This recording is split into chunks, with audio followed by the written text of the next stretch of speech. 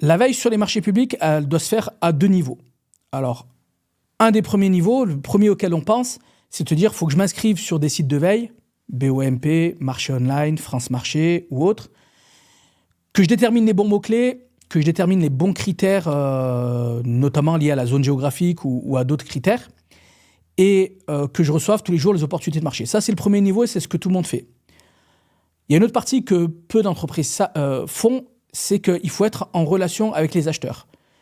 Le code de la commande publique favorise le sourcing, c'est-à-dire pousse les acheteurs publics à être en relation régulière avec des entreprises du secteur privé hors consultation pour connaître un peu les tendances, savoir ce qui se fait, ce qui ne se fait pas, s'il y a des évolutions technologiques, etc. etc.